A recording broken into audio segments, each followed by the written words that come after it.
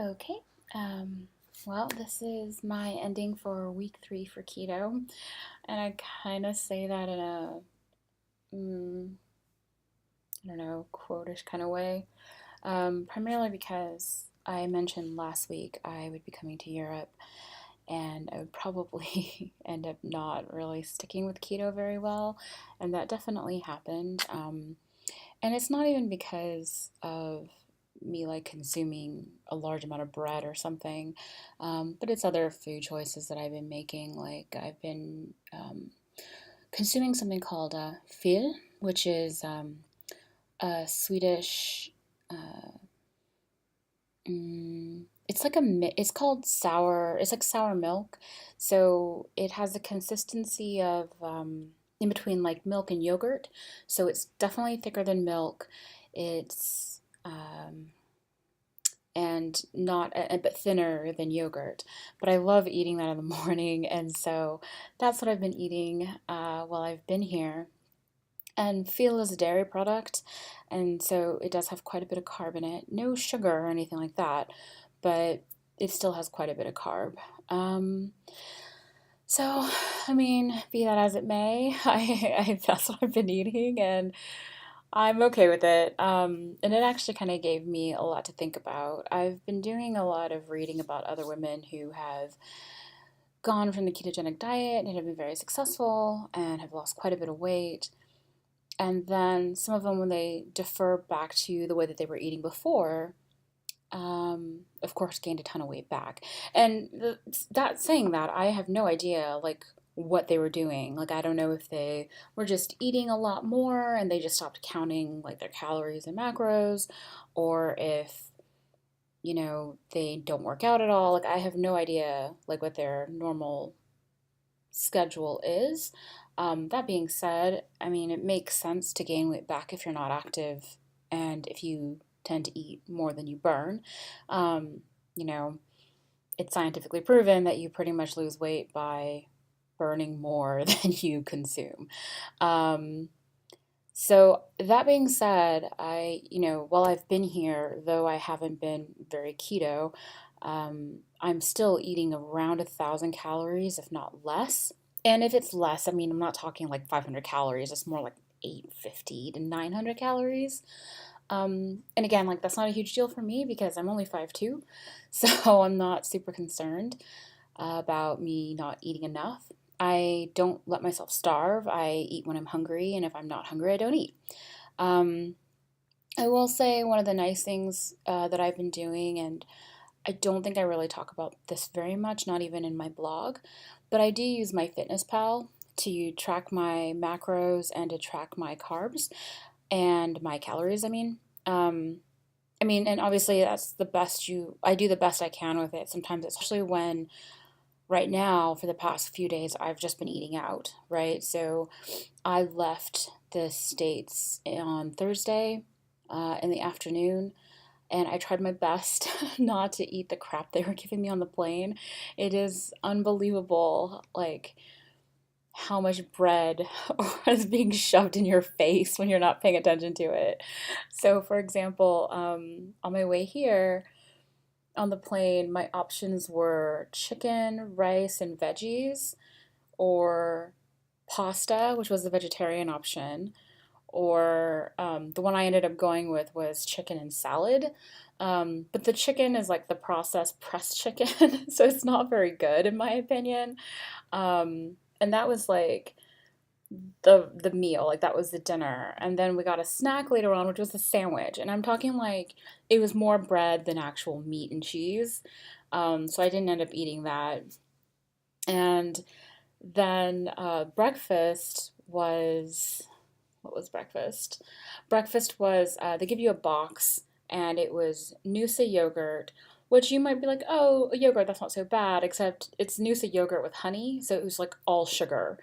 Um, and there was a muffin, marmalade, and a piece of cheese. And so the only thing that I felt comfortable eating that was in that box was the piece of cheese. So by the time I got to Amsterdam, I was starving. And I I'm pretty familiar with the Amsterdam airport. it's like Bread City. Like everywhere you go, if you're not looking at fast food for McDonald's or Burger King, you're looking at like French style cafes that's all bread and cheese. Um, which, normally would be amazing and I don't mind it. And bread in Europe is awesome. There's all kinds of different flavors of bread, and you pretty much just have your choice no matter what. But obviously, because I'm trying to do a whole low carb deal, it wasn't a great time, I guess. So I ended up going to this restaurant, and it's like the only kind of like sit downy restaurant where they serve you, and it's not the kind where it's like a buffet, because there's a lot of those at the airport. Um, so I ordered like eggs, cheese, and bacon, and then of course it comes on like two gigantic rye breads, so I had to like pull the rye bread off and then just eat the egg, cheese, and bacon. Um, and Yeah. So that was Friday morning. No, Thursday morning. I left on Wednesday. That was Thursday morning. So I've been in Sweden since Thursday. Totally kicked myself out of keto, I think like the first or the second day that I was here. But it's okay. Like I'm still not eating like really high carb. It's somewhere between 60 to 70 grams of carbs a day is where I'm at right now. So I can't, you know, complain too much. But like I said, I'm doing the best that I can with it. I can't weigh myself. There's no scale in my hotel room. Um, I have been working out though, so I've been maintaining my workouts and trying to walk 10,000 steps. I did find that when I'm at home and if I don't go into work and I work remotely from my home, I tend to only walk about 3,000 steps a day, which isn't great. So I am trying to be better about that. And I'm still trying to be better about drinking water. I definitely still need to drink a lot more water than I am. Um, Oh, but other than that, I have lost 3 inches. Again, don't know how much I weigh, but I figure if I'm losing inches, I'm probably not gaining weight, or if it is, it's muscle, hopefully. But I lost weight this week on my hips, my thigh, my waist, and mm, oh, and my arm. So that's all good news. I'm really happy that, I'm still going down. It's always hard when you look at yourself in the mirror because it doesn't ever look different. Uh, so I am going to take pictures once a month. I think if I do it more than that, it's just going to be really depressing, or I'm just not going to see very much movement to begin with. Because, like I said, I lost inches, but I don't feel like it, and I don't, to myself, when I look at myself in the mirror, I don't look any different. But it's always been like that. Even one time, like when I was losing weight, I lost, I think, 10 inches around my waist, and it didn't feel like it at all. Like, even when I looked at myself, it didn't look like it. And so it's definitely important to measure and to take pictures because I never took pictures. And of course, my clothes were definitely way looser, but to myself, I just didn't look any different. And I'm sure there's a big psychological thing to that as well about how you view yourself in the mirror. But that's kind of where I'm at right now. Other than that, week 3 is pretty good. I'm gonna say, though it hasn't been super keto, at least Thursday, Friday, Saturday, I have been waking up really early, which is really unusual for me. If you knew me, I am not great at waking up. I really enjoy sleeping, but I've been waking up by myself quite often for the past week or so. Supposedly, that's a thing from keto where I guess you have more energy. And I've definitely been a lot more energetic. Like I'll wake up and I don't feel exhausted. Whereas other times in the past, prior to me starting this, I did. I would wake up and it would just be really groggy, pretty much for like 3 hours after I woke up. I don't feel that way now, which is great because it also kind of gives me the motivation and drive to go to the gym. I find that I'm much better at working out in the morning than I am any other time, primarily because working out for me is more of a mental thing than a physical thing. As long as I'm mentally like prepared to do the workout, I'm okay. It's when I kind of just don't want to, um, that I'm not gonna make it.